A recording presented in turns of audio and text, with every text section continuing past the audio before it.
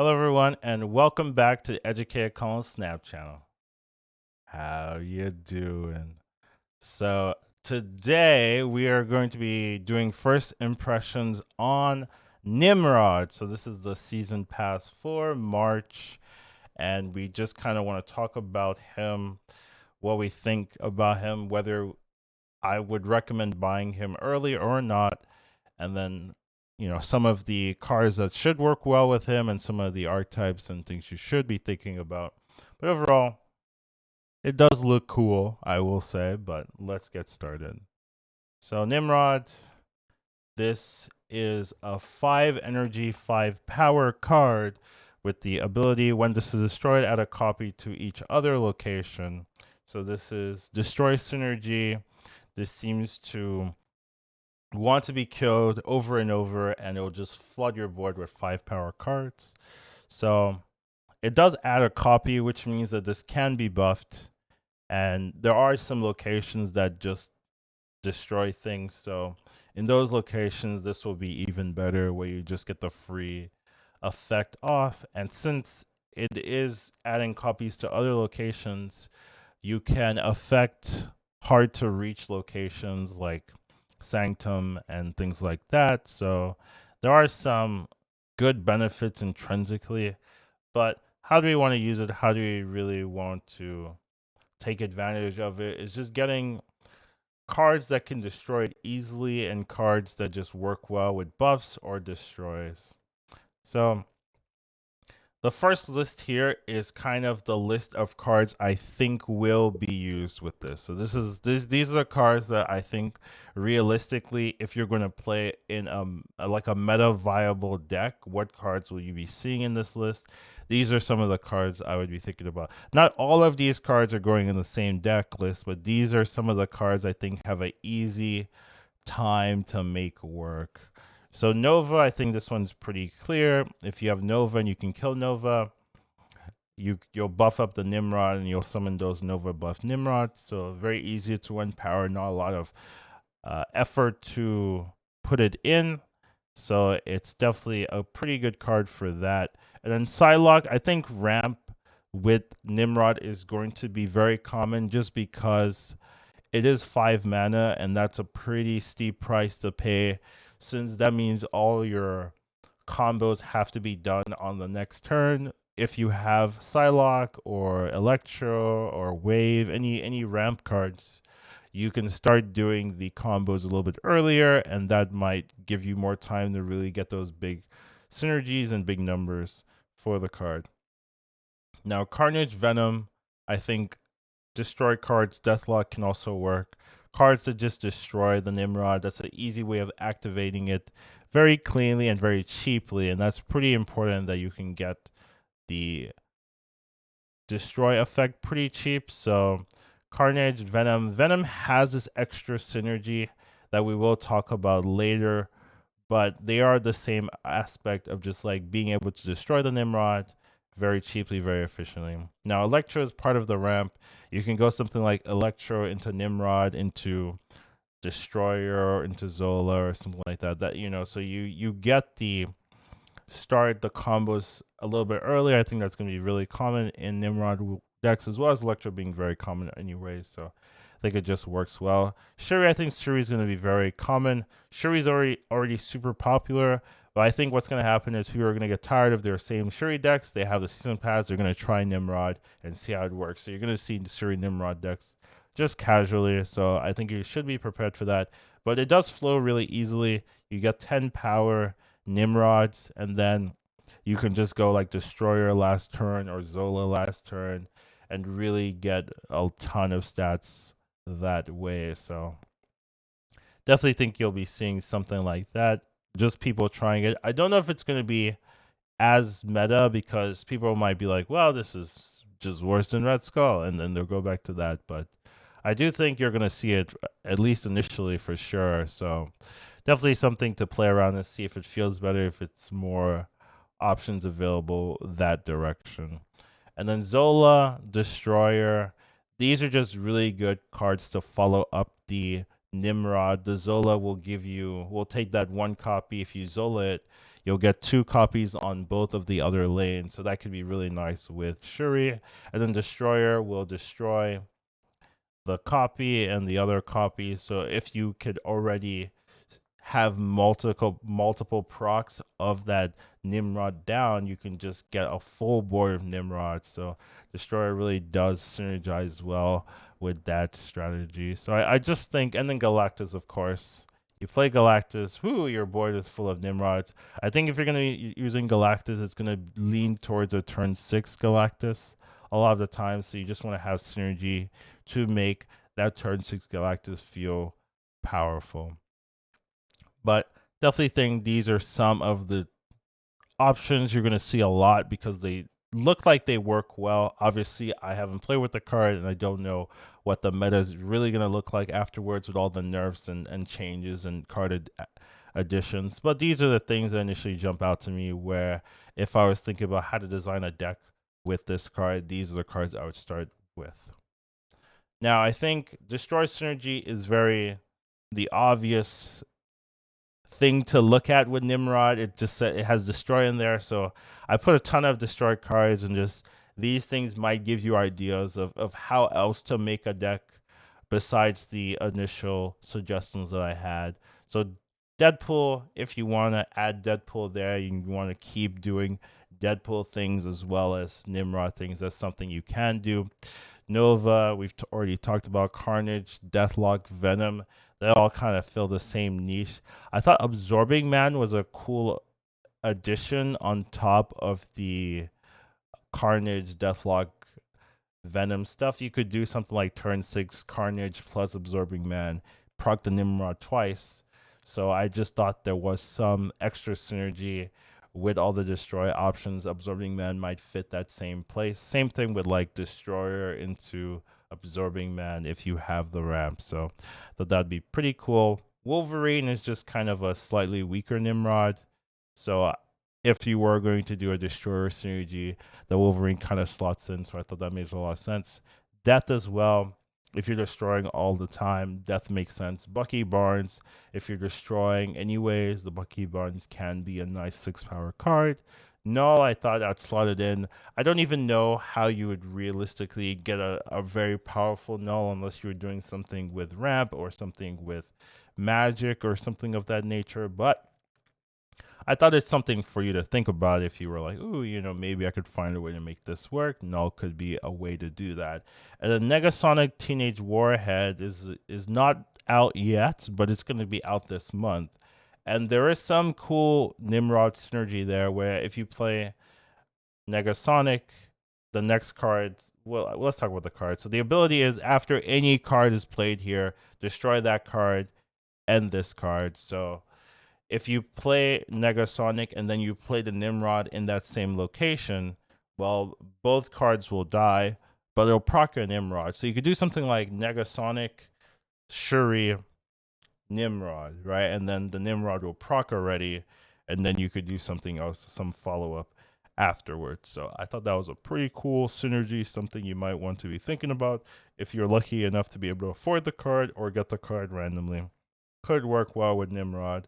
So these are just the destroy options I thought, could make sense. There's more destroy options, of course, but these ones really jumped out to me. We have Angel there. I don't recommend Angel, but I was like, let me put it in. Let me fill up the 12 slots here, but it is something that could work if you're doing a ton of destroys super early in the game. Next up, we have the more not niche options, but the options that can work but are not destroy focused. So here, a lot of it has to do with buffing, with just making your Nimrod bigger so that when you destroy, you're going to get more value. So Forge does that. Nakia does that. Wong plus something else can do that really well, right? So if you go like Wong into Shuri, then your Nimrod will be significantly bigger, right? 20 power, right? 5 to 10 to 20, yeah. So if you could do something like Zabu on 2, Wong on 3, Shuri on 4, Nimrod on 5, there is a curve there. Same thing with Psylocke on 2, Wong on 3, Shuri on 4, like they do the same thing. So that kind of fits in together to work well. We have the Beast. Beast is for if you did something like Carnage Beast, then you could Carnage again or something like that. So it's kind of like Absorbing Man in that you get to play that same card effect again, and if you hit the Nimrod, you can do something like that. Could work. Ironheart is kind of another way of buffing, but on the Nimrod already on the field. So maybe you do something like Psylocke into a Nimrod on 4. Turn 5, you go Ironheart Carnage. Then you buff up your Nimrod, and then you Carnage and get the proc down. So there are some strategies you can do if you get a little bit of ramp there. And then we have Cloak. So if you can destroy early, so you do something like, once again, right, Carnage or Venom, turn 5, you go Carnage, Cloak, then you can move all those Nimrods to the same location and then destroy them again and have them proc a lot easier. So maybe like Venom, turn 6, Venom Deathlock or something, turn 6, if you were to do it like that. So I think there is a use for it. It's definitely more niche. That's why it's in this list. Same thing with Hulk Blaster, right? So all of these kind of rely on you ramping so that you can do something on 5 and then pop off on 6, right? So the Psylocke early and then Nimrod on 4 and then Hulk Blaster something, right? Hulk Blaster Carnage on 5 and then pop off on 6 is kind of the idea there. And then Sarah as well. If you go Sarah, you can do turn 6 Nimrod Carnage already plus a 1-drop if you want to do it that way. So you can do all the combos on the same turn. So that's something to think about. These are just other ideas. You're not gonna use all of these in the same deck or things like that, but they all are different ways of how do I want to abuse the Nimrod. Do I want to go buff strategy? Do I want to go destroy strategy? Do I want to go Cloak? Do I want to go Zabu, Beast, and play cards again? It's going to take a while to really figure out what seems the most efficient, but these are just kind of the things I would be thinking about when it comes to playing these cards. Now, have I actually talked about whether I recommend the card or not? I don't think I have. So overall, I would say this card, I wouldn't necessarily say that I would recommend it day one. I think I'm going to get it day one because it looks fun. But I think there are some weaknesses that we do want to talk about. And let me talk about some of the weaknesses. So I think the main weaknesses are you are playing a destroy card. So people already run armor, people already run Cosmo. And I think those two cards are really going to hamper a lot of strategies that you want to do, because if they know you're playing Nimrod, they can Cosmo you, right? They can Cosmo your Zola, they can Cosmo your anything really. A lot of your payoffs, Carnage and all that, all get hit by Cosmo. So if they know you're playing Cosmo in one lane and you want to Carnage it or you want to Zola it, or you're playing Nimrod in one lane and you want to Carnage or Zola or anything, you just play the Cosmo and improve your strategy's going. I think that's a big weakness for these kind of cards. Same thing with armor. If you want to do the whole destroy synergy, whoo, and then they armor you, and you're like, oh, right. And I do think that's a little bit too weak, a little bit too punishing. And I think if that happens to you a couple of times in a day, you're not gonna really feel like continuing. And I definitely think people are going to be playing armor and Cosmo, especially like day 1, day 2. People will see everyone running it, and they're like, okay, I'm gonna ruin their days, and let me put Cosmo and armor in all of my deck lists. So I think that's gonna happen. So it's gonna make Nimrod feel a lot worse. So that's my issue in terms of recommending it. It might actually get better later on in the season as people like forget and go back to their regular plays. That kind of happened with Modork as well. Like, people weren't really playing it very late in the season, mostly due to Shuri Thanos, but it actually could work because people didn't have the immediate counters they had on day 1. So I definitely think Nimrod could have that same effect. But because of that, while I was reviewing this, getting my data, I was like, ooh, there's just too many things that could go wrong. So I wouldn't necessarily say this is a season pass you have to buy, but I do think it will have a place in the meta. Probably. I don't know if it'll have like it's not gonna be Zabu Surfer level place in the meta. Like it's not gonna be like, ooh, there's no counterplay, because there's already counterplay. Destroy decks just have counterplay built in with the armor and the Cosmo. So if that gets too rampant, you could just swap those cards in, and then it's gonna make those decks feel a lot weaker. So because of that, it's hard to say this will become a mega busted, but I do think it has some tools to be fun and powerful if you're not fighting those tech answers. So here we have the next list of cards. This is actually the Cerebral 5 theorycraft section, where I'm like, well, Nimrod, Cerebral 5, this looks pretty fun. So I kind of thought about like what cards would I think about putting in. There's a ton of fives that make sense. Doctor Doom, you get 3/5 costs. Then we have Deathlock with Nimrod, right? That also jumps out to me as being really good, where you can go, turn 5 or something, you can go like Deathlock plus Cerebral or something of that nature. Then we have the Titania, the Lizard, the Polaris, the Spider-Man, and then the Omega Red. Omega Red I'm not really sure about, but it's a 5 cost, and you can use it there. And then we have the 0 for the Titania or the Lizard, because they have the downside, so you have to be careful with those cards. So I do think there might be some Mimi Cerebral 5 gamers. I know there's going to be some content creators making this deck and trying to make it work, and they're going to be like, "Oh, this deck is insane," and I'm going to be like, "No, it's not." But I do think it looks fun. So if you want to try that, I mean, I think these ideas could work pretty well. So if you want to try, go for it. I'm not recommending it, but it looks fun. But we did talk about this. Some of the easy counters, Cosmo and Armor, are just ubiquitous in the meta. You see them all the time, and they work really well here. And then Arrow, same thing. You see it all the time. If you think they're gonna Zola or Carnage their Nimrod, well, you armor to another lane. I mean, you arrow to another lane.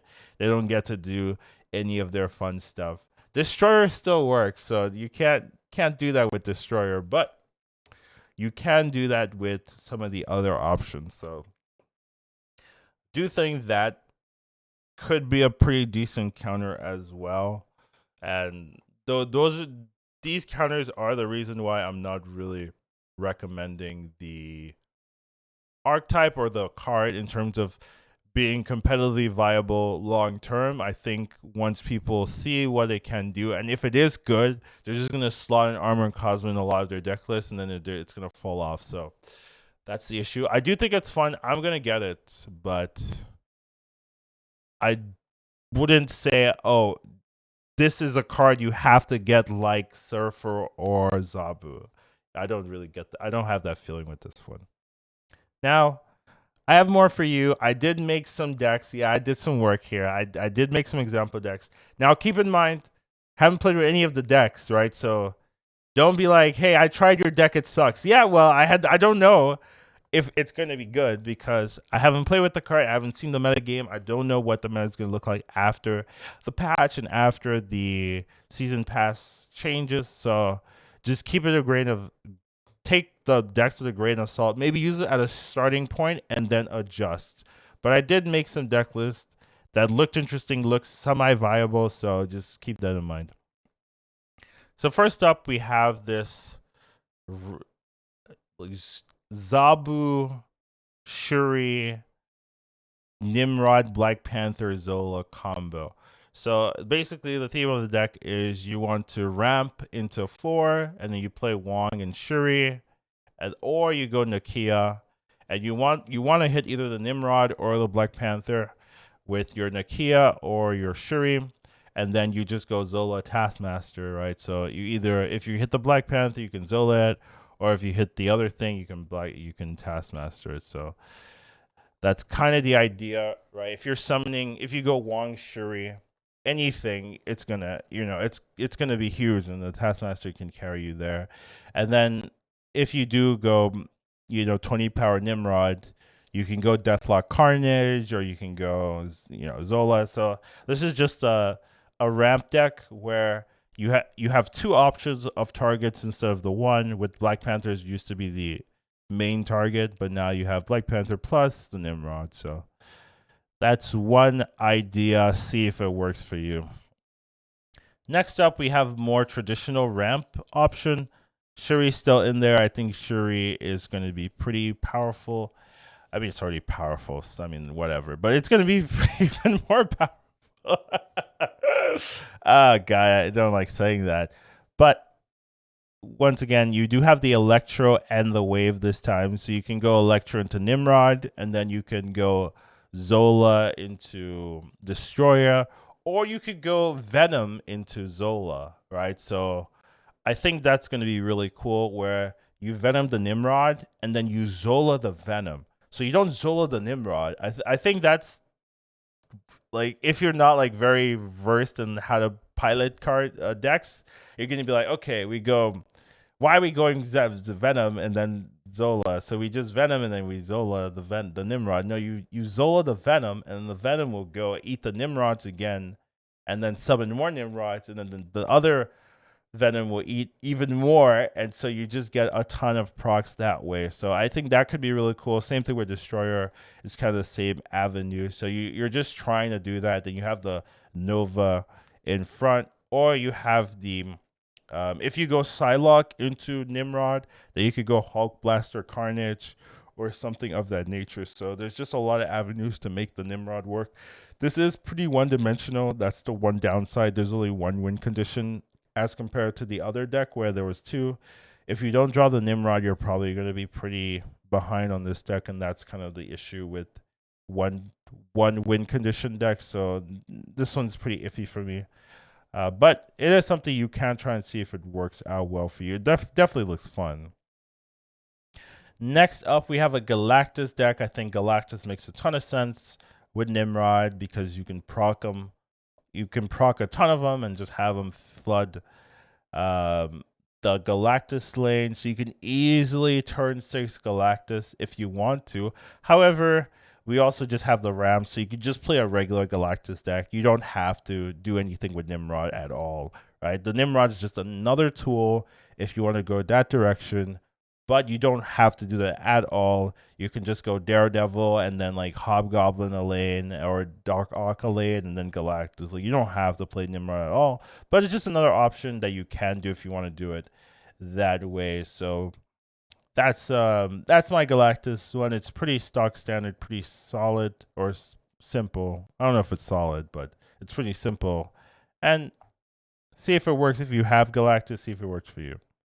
And then I believe the last list I have is just the meme Cerebral 5 list. Just a fun one. If you want to go there, you just have a ton of 5s, and then you have the Zola, the Doom, you have the Nimrod, you've got all the 5 cost cards, the 5 power cards. And, if you want to try Cerebral 5, be my guest. But don't say you got that deck for me. I was not a part of this.